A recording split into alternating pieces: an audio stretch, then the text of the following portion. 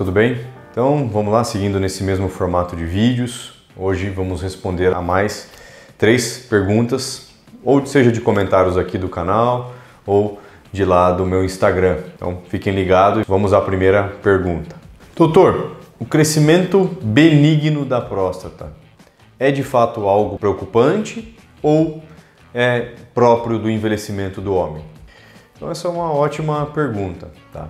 Então assim, a preocupação que o crescimento benigno deve gerar está vinculada ao que o crescimento benigno pode causar de sintomas. Por quê? Porque se esse paciente negligencia alguns sintomas urinários, adia a procura do urologista, aquilo pode gerar repercussões ali no seu trato urinário que podem fazer a sua qualidade de vida cair muito. Não é algo que vá virar um câncer, que a gente fala, né? Não, são doenças distintas, então ela se torna preocupante à medida que os sintomas estão acontecendo e o paciente não está procurando ajuda, né? Ou não está procurando conversar com o seu urologista a respeito desses sintomas. E é sim uma doença própria do envelhecimento ali da próstata, do envelhecimento masculino, né? A gente sabe que a partir ali da adolescência, essa próstata ela sofre um crescimento lento e progressivo e que lá ao redor dos 40, 50 anos, uma parcela de pacientes podem desenvolver sintomas, né? A gente tem vários vídeos aqui no canal a respeito de quais sintomas seriam esses, mas o mais importante aí, a mensagem que deve ficar é que, havendo sintomas urinários, né? A dificuldade, o jato está mais fraco, passei a acordar mais vezes, passei a não conseguir segurar muito tempo, sinto que deixei de esvaziar bem a bexiga. Se existem alguns desses sintomas, vale a procura do urologista e se definir se existe sim esse diagnóstico ou não para se iniciar o tratamento. Tá? A preocupação deve residir nisso, nesse aspecto. Vamos à segunda pergunta. Cálculo de 3 milímetros causa cólica renal? Pode ser expulso na urina? Tem chance de obstruir o canal do ureter? Sim. Agora, a probabilidade disso acontecer ela é menor. Tá? Então a gente sabe que o ureter, né, o canal por onde a urina escorre, né, do rim para a bexiga, ele tem em média um diâmetro de em torno de 6 milímetros. E no seu trajeto, vamos dizer assim, esse diâmetro ele pode oscilar, né?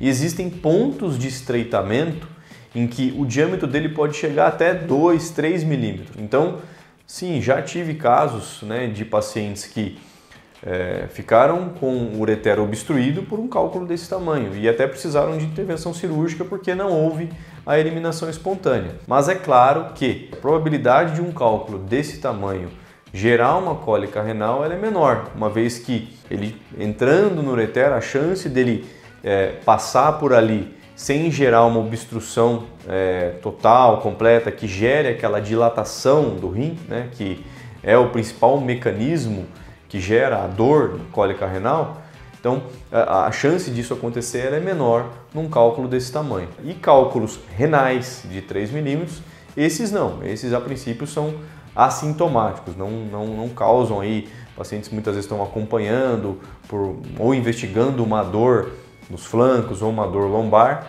e são surpreendidos ao ultrassom com cálculos que a gente diz até microcálculos, são cálculos pequenos, 3, 4 milímetros, ainda dentro do rim, e esses sim são assintomáticos. Esses não requerem tratamento e estando dentro do rim sem gerar nenhuma obstrução ao fluxo da urina do rim para baixo também não são um problema aí, tá bom? Então vamos à terceira e última pergunta.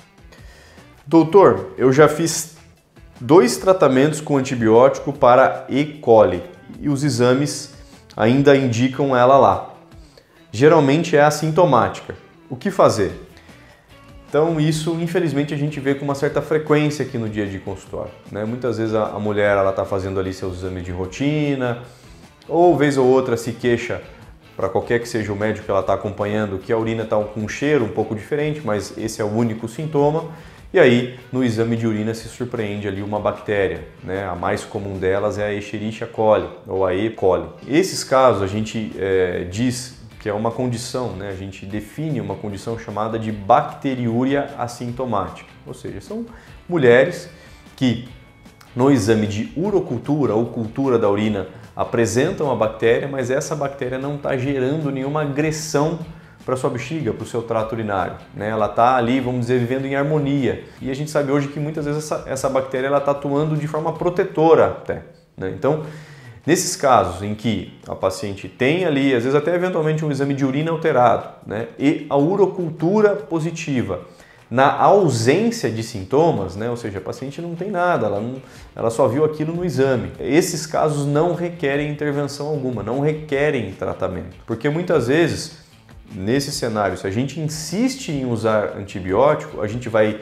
desequilibrar aquela flora existente, criar uma desarmonia ali, e aí sim, além de selecionar cepas mais virulentas, mais problemáticas, a gente pode dar abertura a outras bactérias que são de fato patogênicas e que podem gerar uma infecção aí sintomática. Então, apenas 2 casos, né, 2 situações em que sim, mesmo a paciente sem sintomas, a gente deve tratar. Nas gestantes e naquelas pacientes em que vão se submeter a algum tratamento que vá manipular o trato urinário. Fora isso, isso é muito comum, a gente sempre martela isso aqui para os pacientes, pode ser que seja um contrassenso ali numa primeira conversa, nossa, mas eu estou com uma bactéria lá, não vai tratar? Então, se não há sintomas, não, tá? Não há necessidade de tratamento, a gente deixa essa informação ali guardada, se em algum momento a paciente tiver um quadro clássico de infecção urinária, aí sim a gente vai usar aquele exame, o perfil de antibiograma, ou seja, os antibióticos que foram testados ali e que em tese matam a bactéria, a gente vai, dentre eles, utilizar o mais adequado. Então era isso, deixo aqui como sempre o convite para se inscrever aqui no canal, ativar aí as notificações e também me seguir lá nas demais redes sociais, tá bom? Um grande abraço e até o próximo. Tchau, tchau!